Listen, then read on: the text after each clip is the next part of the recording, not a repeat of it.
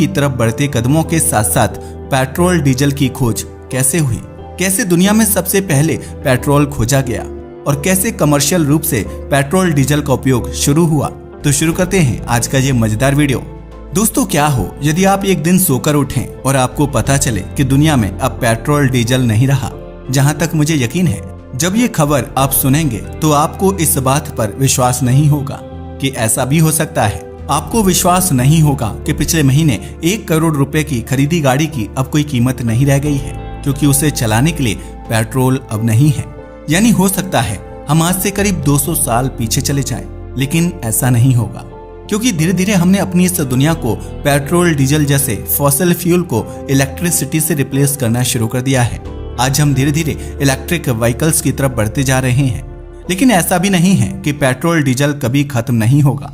जिस स्पीड से हम पेट्रोल डीजल को यूज कर रहे हैं, उस हिसाब से कुछ वैज्ञानिकों का मानना है कि साल 2040 तक दुनिया का अधिकतर पेट्रोल डीजल खत्म हो चुका होगा। बिना पेट्रोल डीजल के हमारी दुनिया में एक बार तो बहुत बड़ी मुसीबत खड़ी हो जाएगी, क्योंकि आज जो कुछ भी आधुनिक रूप से हम देखते हैं वह सब कुछ पेट्रोल डीजल जैसे फॉसिल फ्यूल की खोज के बाद ही बदला है। ऐसे में हम इस बात को बड़ी ही आसानी से समझ सकते हैं कि पेट्रोल डीजल हमारे लिए कितना जरूरी है। दोस्तों, आज हम 170 साल पीछे चलकर हमारी उस समय की दुनिया का एक जायजा लेते हैं, जब पेट्रोल डीजल की खोज भी नहीं हुई थी। उस समय इलेक्ट्रिक बल्ब, एसी, पंखे कुछ भी नहीं थे। माना जाता है कि आधुनिक युग के शुरू होने के हजारों साल पहले से मानव तेल और गैस का उपयोग करता आ रहा है। माना जाता है कि 347 ईस्वी में पहली बार चीन में तेल के कुएं खोदे गए थे। भले ही पहली बार 347 ईस्वी में तेल के कुएं खोदे गए हों, लेकिन जब आधुनिक युग की शुरुआत हुई तो हमें कुछ नहीं मिला। हमें मिली तो अंधेरे में डूबी दुनिया। 15वीं से 16वीं शताब्दी तक में लोगों का ये हाल था कि वे रात में घर से बाहर नहीं निकलते थे, क्योंकि रात के अंधेरे को दूर भगाने के लिए उनके पास कोई साधन मौजूद नहीं था। ऐसे में यदि रात के समय उन्हें कोई काम होता था या फिर रात के अंधेरे में निकलना होता था, तो इसके लिए उन्हें काफी दिनों पहले से तैयारी करनी होती थी। कई दिन पहले की जाने वाली ये व्यवस्था बड़ी ही अजीब व्यवस्था थी, जिसे सुनकर आज 2024 में आपको विश्वास ही नहीं होगा कि ऐसा भी जीवन होता था। उस समय अमेरिका और यूरोप के लोग रात के समय काम करने या फिर बाहर निकलने के लिए एक विशेष प्रकार की चिड़िया और मछली का शिकार करते थे। इस विशेष प्रकार की चिड़िया और मछली को कई दिनों पहले ही घर में लाकर रख लिया जाता था और उन्हें सुखाया जाता था। इनकी सूखने के बाद इनका उपयोग रोशनी करने के लिए किया जाता था। अमेरिका में उस समय सैल्मन मछली का शिकार किया जाता था, क्योंकि इस मछली में मौजूद तेल इससे काफी देर तक रोशनी करने के लिए उपयोग बनाता था। इसी तरह से स्कॉटलैंड में उस समय ऑयली बर्ड नाम की एक चिड़िया का शिकार किया जाता था। इस चिड़िया में भी सैल्मन मछली की तरह ही काफी मात्रा में तेल होता है, जिसके कारण इसे रात को रोशनी करने के लिए काम में लिया जाता था। इस चिड़िया से रोशनी करने के लिए उसके गले में एक धागा डाला जाता था, जैसे कि मोमबत्ती में लगा होता है, जिसके कारण कई घंटों तक यह चिड़िया रोशनी देती थी।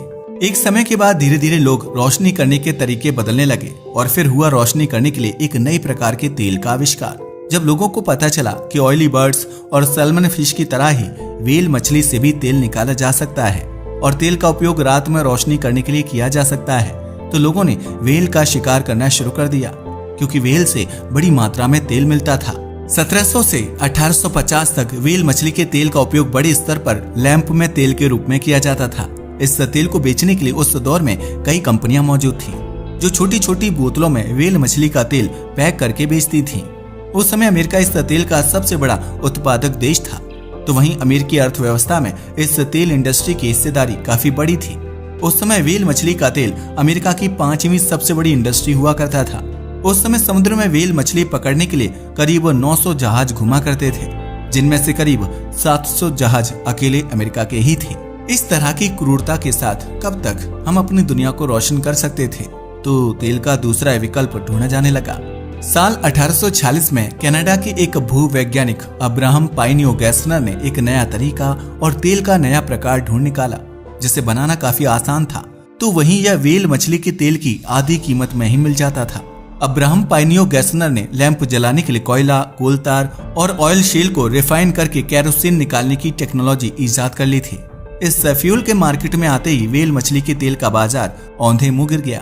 अब्राहम पाइनियो गैसनर ने इसे एक अच्छे बिजनेस के रूप में देखा और उन्होंने साल 1850 में कैरोसिन गैस लाइट नाम की एक कंपनी खोली और सड़कों के किनारे कैरोसिन से जलने वाली लैंप लगाने का कॉन्ट्रैक्ट लेना शुरू कर दिया। यह तेल आम लोगों की पहुंच में आ गया और धीरे धीरे गरीब और अमीरों के घरों में रोशनी होने लगी। यह वह दौर था जब धीरे धीरे लोग रात के समय भी घर से बाहर निकलने लगे थे। कैरोसिन की खोज के बाद भी इससे भी बेहतर फ्यूल की खोज जारी थी। साल 1858 में एक ऐसे फ्यूल की खोज हुई जिसने पूरी दुनिया की रंगत को हमेशा के लिए बदल दिया। यानी हम कह सकते हैं कि साल 1858 वह साल था जब दुनिया को बदलने की शुरुआत हुई थी। साल 1858 में अमेरिका के डार्टमाउथ कॉलेज के एक प्रोफेसर जॉर्ज बिसेल को कहीं से पता चला कि पेंसिल्वेनिया के कुछ दूर दराज के गांव में लोगों को कुछ चिपचिपा सा पदार्थ मिला है। बिसेल तुरंत वहां पहुंचे और वहां उस पदार्थ का सैंपल लेकर वापस अपने कॉलेज लौट आए। यहां आकर उन्होंने उस पर रिसर्च करना शुरू किया और आखिरकार कई दिनों की मेहनत के बाद उसे रिफाइन करने में सफलता प्राप्त कर ली थी। रिफाइन किए गए पदार्थों में लैंप जलाने की अद्भुत क्षमता मौजूद थी।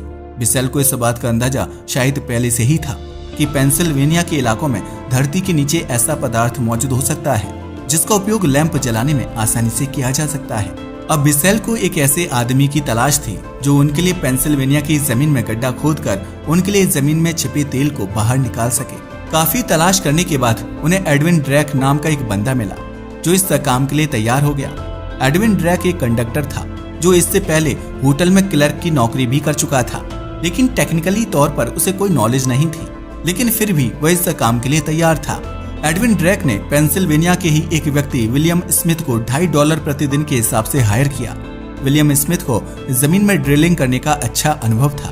पेंसिल्वेनिया के कई इलाकों में कई महीनों की मेहनत के बाद भी कुछ नहीं मिला।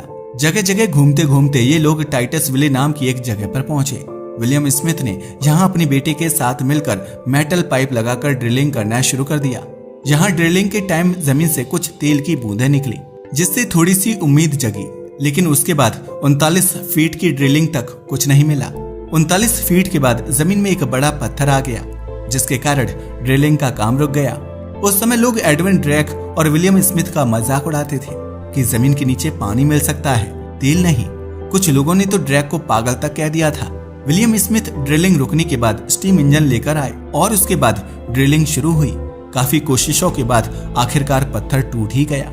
लगातार 60 फीट की ड्रिलिंग के बाद भी कुछ नहीं मिला तो एडविन ड्रैक की उम्मीद टूट गई और उन्होंने विलियम स्मिथ से कहा कि मुझे नहीं लगता कि यहाँ कुछ मिलेगा, तुम चाहो तो ड्रिलिंग रोक सकते हो, मैं तो जा रहा हूँ। एडविन ड्रैक प्रोफेसर बिसेल से ड्रिलिंग रोकने की सहमति लेने के लिए चले गए, लेकिन विलियम स्मिथ और उनका बेटा ड्रिलिंग करता रहा, लेकिन पूरी तरह से निराश होने के कारण ड्रिलिंग की स्पीड कम हो गई थी।